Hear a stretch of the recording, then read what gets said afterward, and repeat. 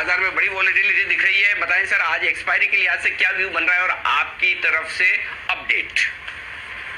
Good morning Anil ji. तो expiry तो आपको दिख रही है कि global cues are playing havoc, लेकिन मैं आपको यहाँ रीइटरेट करता हूँ।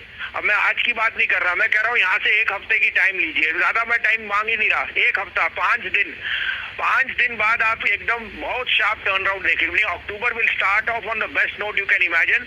सो I think this is a much needed correction जो maybe we thought it come in end of August, it has come in end of September. But I reiterate, ये एक बहुत ही अच्छा एंट्री पॉइंट है in buying quality stocks.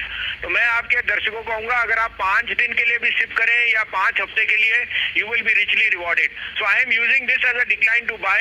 I can reiterate, India will be an outperformer in this global जो ये selling है, और it's more to do with the Dow and the Nasdaq correcting.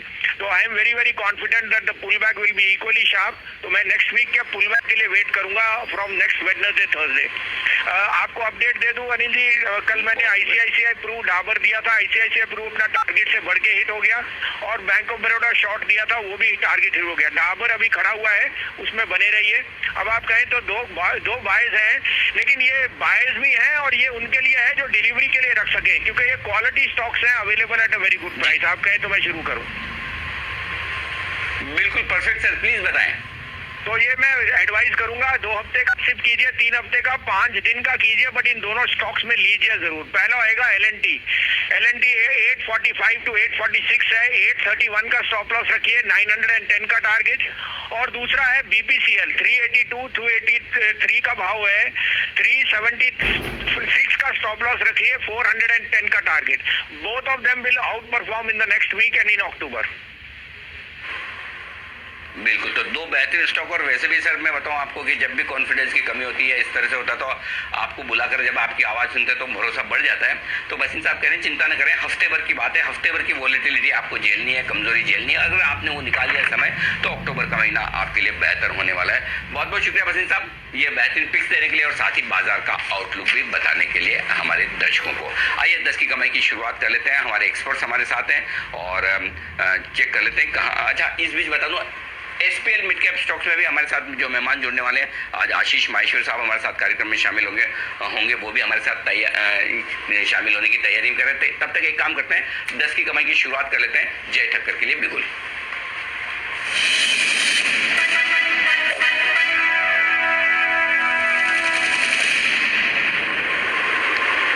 बताएं जय।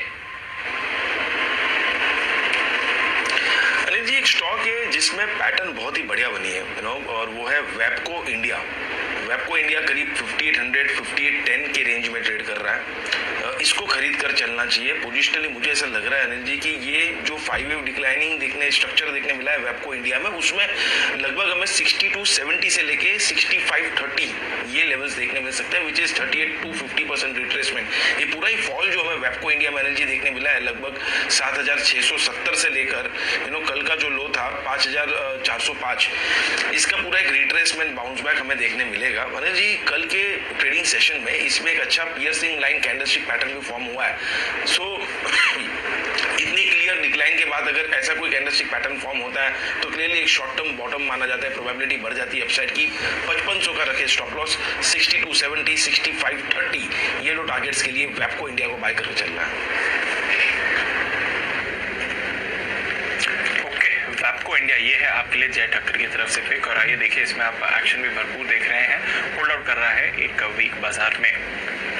कई सारे और स्टॉक्स पर आज हम फोकस कर रहे हैं, और आज निफ्टी में आखिरी दिन है 2 स्टॉक्स का।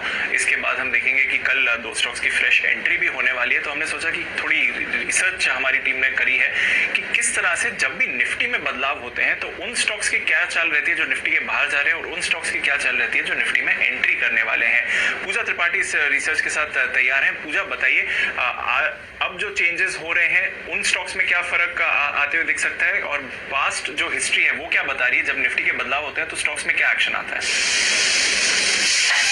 जी, पहले तो आपको बता देते हैं कि कल से क्या बदलाव होने वाले हैं। 25 सितंबर से डीएस लैब और SBI लाइफ की एंट्री होने वाली है, और भारतीय इंफ्राटेक और जी एंटरटेनमेंट इंडेक्स से बाहर होने वाले हैं। अब बाजार में आम धारणा ये है कि जब भी कोई शेयर निफ्टी में शामिल होने वाला होता है तो उसमें खरीदारी लौटती है, और खरीदारी आती है, और जब भी कोई शेयर बाहर हो रहा होता है निफ्टी से तो उसमें एक बिकवाली आती है। इस तरह की आम धारणा बनी हुई है। लेकिन जब हमने पिछले कुछ समय का ट्रेंड देखा तो हमें ये पता चला कि इसके उलट ही यहाँ पर ट्रेंड बना हुआ है।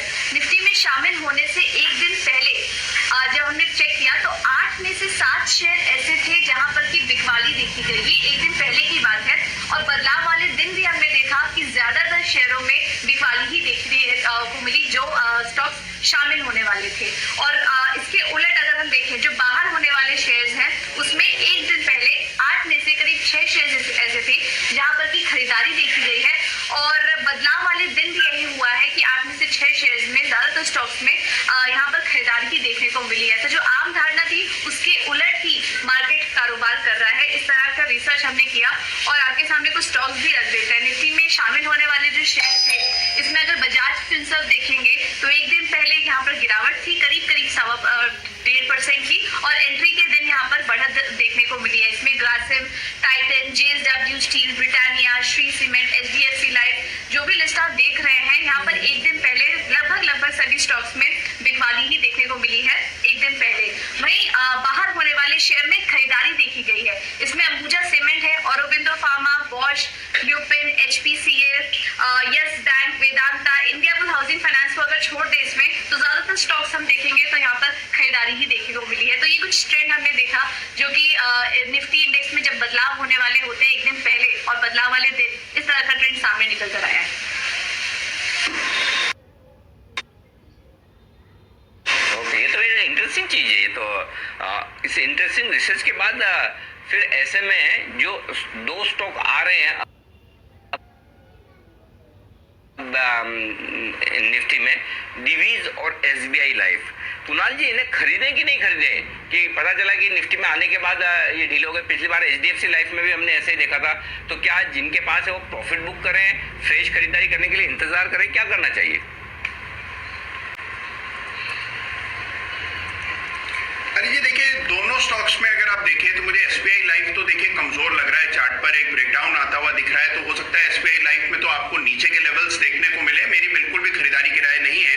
रहा सवाल डिविस का, तो डिविस भी मुझे लगता है जी निफ्टी में शामिल हो जाने के बाद अब जिस रफ्तार से इसमें बढ़त पहले देखने को मिल रही थी शायद वो रफ्तार थम जाए। गिरावट की तो अभी तक चार्ट्स पर किसी तरह का संकेत नहीं है, लेकिन एक बार के लिए ये भी अनिल जी थोड़ा मैच्योर हो जाएगा। अब उस तरह की तेजी इसमें नहीं देखने को मिलेगी जो कि निफ्टी के बाहर रह करके स्टॉक ने दिखाई। ठीक बात है। तो ये है आपके लिए राय। हेलो दोस्तों, अगर आपने अभी तक अपना डीमैट अकाउंट नहीं खोला है तो आप फ्री में आप 5 पैसे के थ्रू अपना डीमैट अकाउंट बना सकते हैं। साथ ही साथ अगर आप हमारा रेफरल कोड यूज़ करते हो तो आपका ब्रोकरेज चार्जेस भी 0 लगेंगे। और रेफरल कोड के लिए आप डिस्क्रिप्शन में जा सकते हो, वहाँ पर आपको रेफरल कोड भी मिल जाएगा और 5 पैसा का लिंक भी। चलिए दोस्तों, अभी ज्वाइन कीजिए।